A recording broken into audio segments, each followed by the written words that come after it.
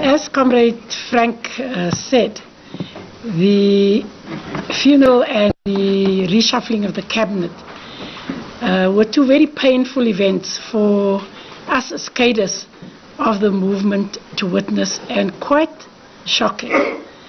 We were in quite disbelief. And there were a number of features that President Zuma crossed lines that is almost unimaginable of a loyal and a disciplined ANC cadre.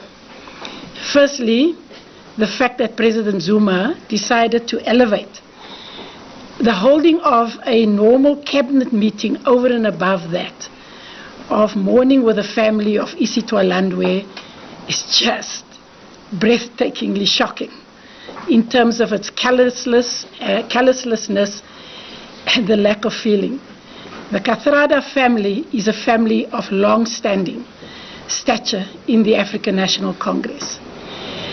The wife of Comrade Kathy, Barbara Hogan, is actually an Umkhonto we Sizwe soldier who served 10 years in prison. And the president to this day has not bothered to pick up a phone to either the family or the wife, who was a cadre herself, to offer his condolences. It is unheard of in the culture of the ANC, and indeed I would say in the world. No decent president or leader of an organization, especially of a movement like the ANC, could ever be thought to behave like that. And that's just an awful line that the president crossed. And then in terms of the reshuffling of the cabinet, even the manner in which the president recalled Comrade Pravin Gordhan seemed to almost speak to wanting to inflict maximum humiliation on a comrade. The president saw Comrade Pravin on the Sunday. Had he really not thought, did he really just wake up on the Monday morning with something and decided he's going to reshuffle his cabinet? We all know it couldn't have happened like that. He must have known on Sunday when he gave Comrade Pravin official authority to embark on his journey. So one just asks, why? Why do you let this man go? And then you let him land, and in full glare of the world, the callousness of it's almost as if you wanted to inflict ultimate humiliation. But perhaps even more than that, the fact that you do this with a total disregard for the fact that we know our country is watched, and often unfairly so, in terms of the movements of our government and behavior. We get judged sometimes on fairly spurious grounds. You're the leader of this country. You're the leader of the organization in charge of this country, and you have no regard for the kind of message that it would send when you recall your Minister of Finance, who's about to meet key stakeholders. And this, by the way, this journey is in fact part of the detailed process that we as a country put our Ministers of Finance, and we expect them to do, in the build up to the next round of ratings. Because we understand the impact of the cost of a downgrade. Whether we agree with the downgrade, whether we feel it's warranted or not warranted. But there's just certain things you have to do as the Minister of Finance in your job description. You have to make sure that the markets and our supporters throughout the world understand what we're doing. And to let this man set up a range of meetings with key decision makers, and then these people make the time. Some of them have flown from outside of London and outside of New York in order to be there, and you just disrespect them. It's breathtaking again that the head of state and head of government can actually be so disregarding of the message it would send to key decision makers and supporters of our country in the manner that he does this. And then our president crosses another line, and that he uses the prerogative of the president. Well, perhaps we need to put that into some context.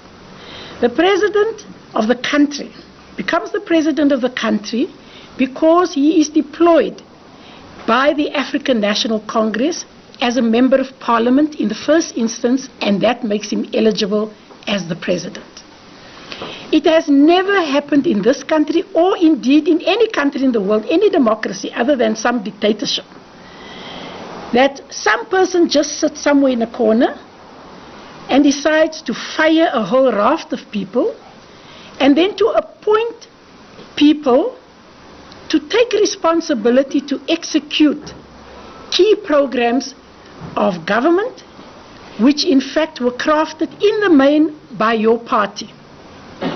The president this time is the first president in the history of our democracy to actually decide to delink himself completely from the highest elected office bearers in his organization, the African National Congress.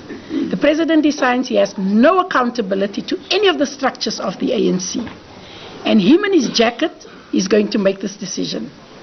In our discussions here, we also said we know that nobody makes serious decisions like this. So the president is consulting somewhere. This man who is mandated by the ANC and who in the past knows how we have appointed the cabinet. The Secretary General and the other officials of the ANC were in that room. And he decided they don't have a place. When he went and reported to them to say this is what he is thinking, and they said to him that they cannot support him. They think he is wrong and it is ill-considered. It's not in the best interest of the country or of the organization to embark on that journey. He just decided to actually defy them. This has never ever happened in the history of the ANC, that one person, and especially the president of the organization, will just take it upon himself to defy his comrades and proceed with a plan that they have in fact resisted. Then the president also decides to cock a snook at Parliament and at the Constitutional Court. In his decision in who he would appoint, in his appointment of two of these comrades, Minister Matabile Dlamini and Minister Faith Mutambe. Both of these comrades, the officials themselves had said to the president, if he wishes to reshuffle, they would then say he must take into account performance and execute that. Well, he ignored them because they in fact raised these underperformers. But more than the officials of the ANC, the Constitutional Court had found Minister Matabile Dlamini reckless, callous, and uncaring in how she had managed her portfolio. And he had asked that this matter be addressed, and in fact he went so far as to ask her why she should not have to pay for this vexatious lawsuit and costs, because she had acknowledged to the court herself that she had been negligent in the execution of a very sensitive portfolio that impacts on the most indigent people in our society. The president takes it upon himself, before Minister Dlamini has responded to the court asking her to explain herself, he decides to affirm her, notwithstanding this cloud hanging over her head that the court has pronounced on. Minister Mutambe, an ANC-led parliament, actually goes through a process and finds her wanting in the manner in which she has executed the responsibilities in relation to the public broadcaster. This has cost taxpayers' money because it was a long, detailed, carefully thought through and managed process. And they make some findings about how she has conducted herself. The president not only decides to ignore them, he in fact decides to promote Minister Mutambe into an even more sensitive and responsible ministry, without any regard to the views that his comrades in the top six had expressed. And for us, this president has actually decided to take the role of the president of the country as one that is totally delinked and in defiance of his organization and the Constitutional Court and Parliament. And we believe that the ANC needs to take regard of this, because it's a very dangerous line and precedent that the President is trying to say the President of this country, who is put there by the ANC, is a law unto himself, and in fact is fully entitled to defy the organization. We took a very dim view of this, and we expect the organization to do so too. Thank you, Comrade Chair.